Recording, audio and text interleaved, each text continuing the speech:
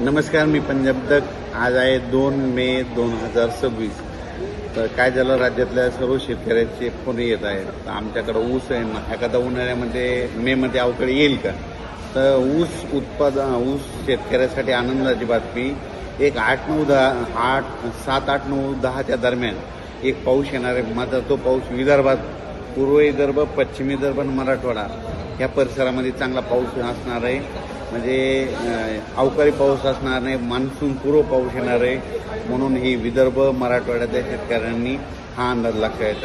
मग सांगायचं झालं तर 7 तारखेला म्हणजे नागपूर, वर्धा, भंडारा, गोंदिया, चंद्रपूर, यवतमाळ, वाशिम, हिंगोली, त्याच्यानंतर नांदेड, अकोला, अमरावती, परभणी ह्या पट्ट्यामध्ये काय होणार आहे, 7 तारखेला तिकडं ते अवकाळी मान्सूनपूर्व अवकाळी पाऊस येणार आहे. म्हणून हे अंदाज लक्षात यायचा. त्याच्यानंतर 8, 9, 10च्या दरम्यान हे पाऊस धाराशिव जिल्हा, लातूर जिल्हा, बीड जिल्हा, परभणी जिल्हा, जालना जिल्हा, इकडं बुलढाणा जिल्हा, अकोला, अमरावती, वर्धा, नागपूर, भंडारा, गोंदिया, चंद्रपूर, यवतमाळ, त्याच्यानंतर नांदेड, परभणी, बीड ह्या परिसरामध्ये काय होणार आहे की 8, 9, 10च्या दरम्यान खूप पाऊस येणार आहे. म्हणून हा अंदाज सर्व शेतकऱ्यांनी लक्षायचा. त्याच्यानंतर कडाष्टी, बीड त्या परिसरामध्ये, 2 पुणे या परिसरात देखील 8, 9, 10चा हे मान्सूनपूर्व अवकाळी पाऊस येणार आहे. म्हणून हा अंदाज लक्षायचा. त्याच्यानंतर कोल्हापूर जिल्हा, सातारा जिल्हा त्या परिसरात देखील हा अवकाळी पाऊस येणार आहे. म्हणून हा अंदाज लक्षात येतात. सर्वदूर पडणार नाही, पण भाग बदलत पडणार आहे. फक्त पाऊस मात्र पूर्व विदर्भ आणि पश्चिम विदर्भामध्ये तिकडे जास्त असणार आहे.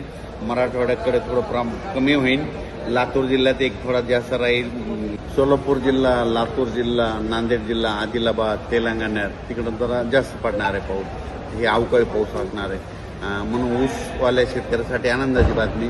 त्याच्यानंतर शेतकऱ्याचे फोन येत आहेत. तर सर्व शेतकऱ्याला सांगू इच्छितो की आता कंप्लीट 35 दिवस पावसासाठी राहिलेत. म्हणून तुम्ही शेतीची कामे करून घ्या.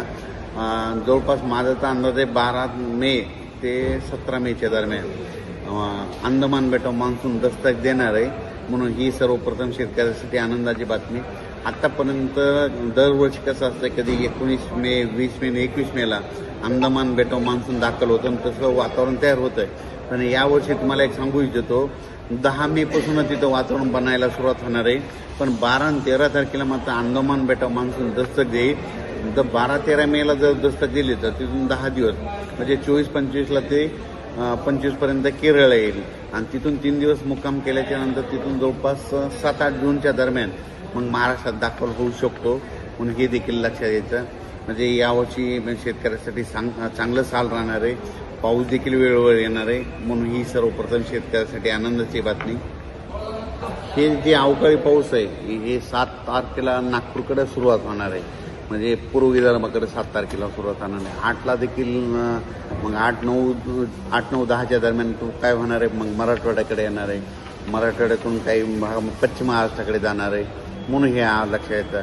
पण सगळीकडे हे पाऊस नाही, फक्त पूर्व विदर्भ, पश्चिम विदर्भ, मराठवाडा आणि पश्चिम महाराष्ट्रातील काही जिल्ह्यामध्ये हे अवकाळी पाऊस असणार आहे. म्हणून हे अंदाज, ज्यांचे कांदे असेल तर तुम्ही काय करा, कांदे काढून झाकून ठेवू शकता 7 तारखेपर्यंत.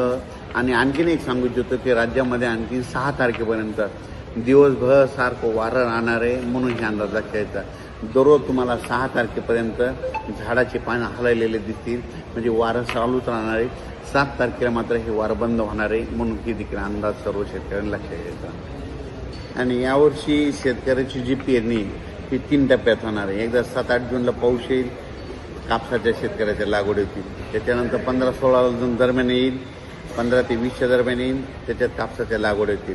आणि जूनच्या शेवटच्या आठवड्यात मात्र सर्व महाराष्ट्रातल्या शेतकऱ्याची पेरणी सुरू होईल. जूनच्या शेवटच्या आठवड्यात म्हणजे 25 ते 29 जूनच्या दरम्यान. आणि त्याच्यातून जर काही उरले शेतकरी तर 10 जुलै ते 15 जुलैमध्ये मग सगळ्या महाराष्ट्राची पेरणी आटवून जाईल. म्हणून हे अंदाज सर्व शेतकऱ्यांनी लक्षात घ्यायचा. राज्यात मात्र 6 तारखेपर्यंत चांगलं उन्हाची तीव्रता राहणार आहे. म्हणून हा अंदाज सर्व शेतकऱ्यांनी लक्षात द्यायचा. माझी जनतेला विनंती आहे, 6 तारखेपर्यंत उन्हामध्ये फिरत जाऊ नका. कारण की तीव्र उन्हाची लाट असल्यामुळं उष्माघात होऊ शकतो आणि 7 तारखेच्या नंतर वातावरणात बदल होणार आहे. मग 7, 8, 9च्या दरम्यान विदर्भाकडे पाऊस येणार आहे. म्हणून सर्वप्रथम विदर्भातल्या शेतकऱ्यांनी अंदाज लक्षात घ्यायचा. अचानक वातावरणात बदल झाला तर परत एक मेसेज दिला जाईल. धन्यवाद.